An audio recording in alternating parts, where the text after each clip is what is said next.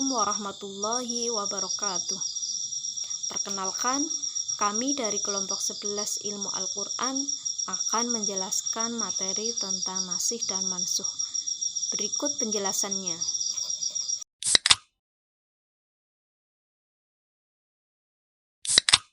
Baik, yang pertama yaitu pengertian nasikh dan mansukh. Nasikh secara bahasa dipergunakan untuk arti izalah atau menghilangkan. Menurut istilah, nasikh adalah mengangkat atau menghapuskan hukum syara' dengan dalil hukum syara' yang lain. Sedangkan mansukh adalah hukum yang diangkat atau dihapuskan. Dari uraian di atas dapat disimpulkan bahwa dalam nasikh diperlukan syarat-syarat berikut. 1. Hukum yang mansukh adalah hukum syara'.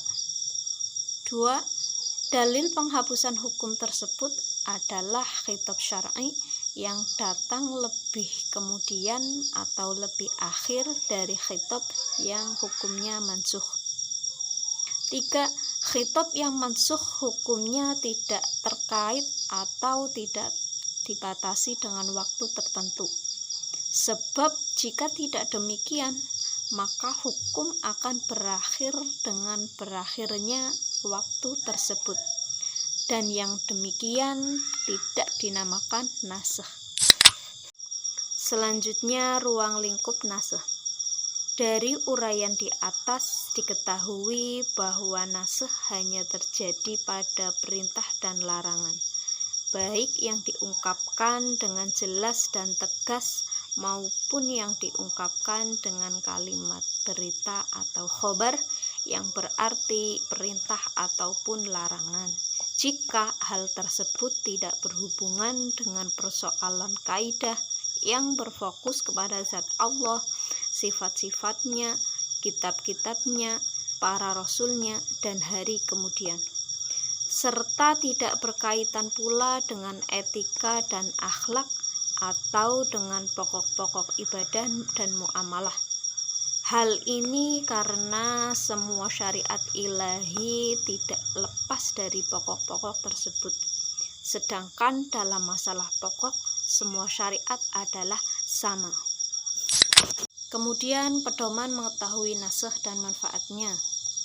Pengetahuan tentang nasikh dan mansukh mempunyai fungsi dan manfaat yang besar bagi para ahli ilmu, terutama fuqaha, mufassir, dan ahli usul, agar pengetahuan tentang hukum tidak menjadi kacau dan kabur.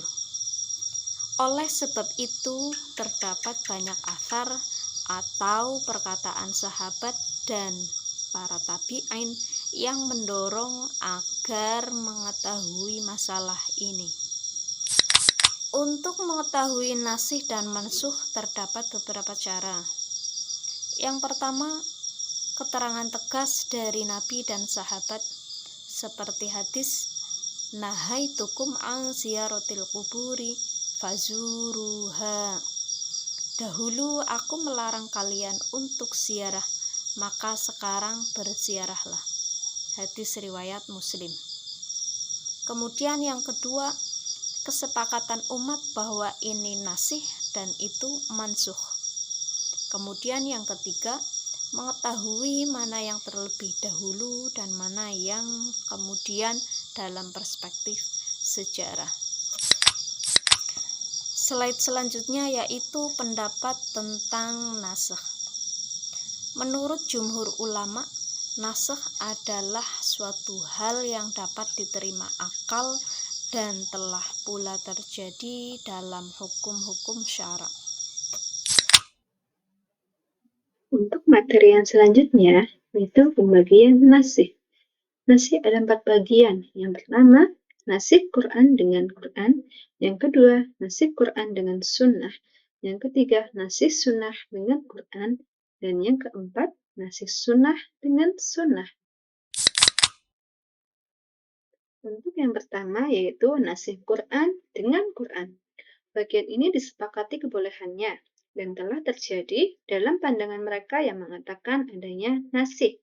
Misalnya ayat tentang iddah 4 bulan 10 hari. Untuk yang kedua, nasih Quran dengan sunnah yang dibagi menjadi dua. Yang pertama yaitu nasih Quran dengan hadis ahad.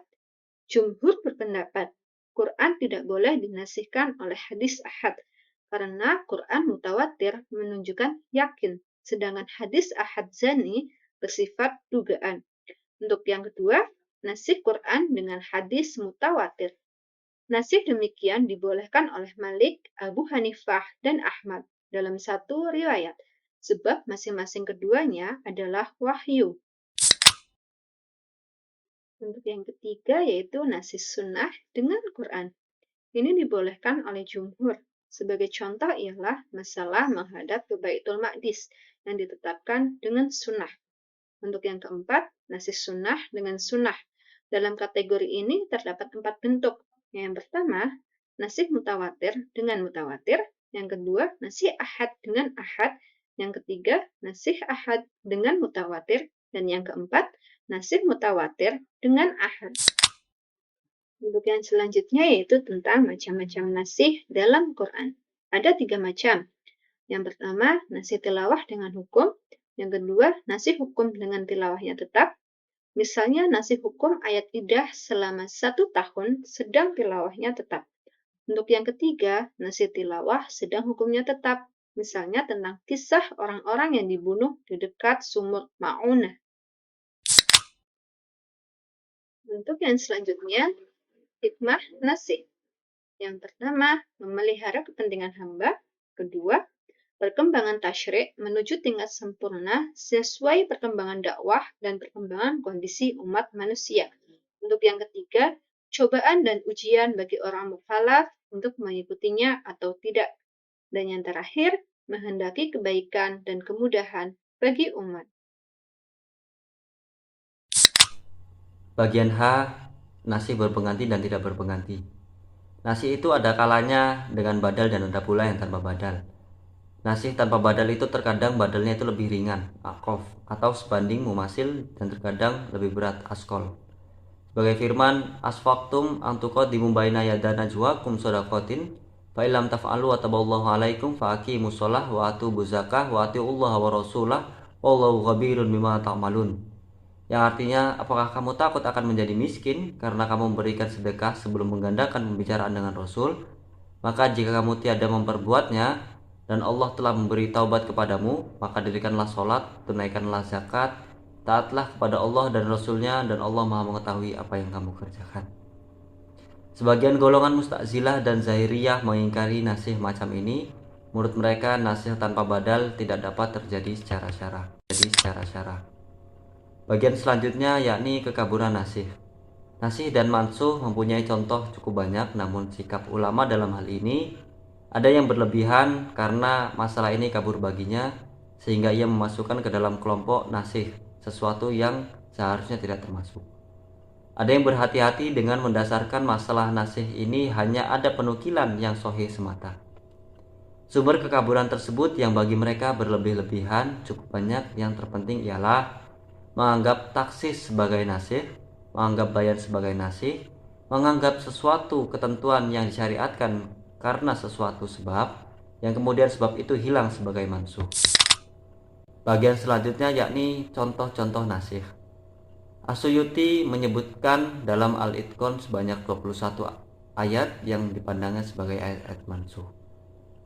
Seperti contoh, lillahi ma fis samawati wa ma fil ard wa in tubdu ma fi anfusikum aw tukhfuhu yuhasibkum bihillah fa yaghfiru liman yasha wa yu'adzibu man yasha wallahu ala kulli syai'in qadir.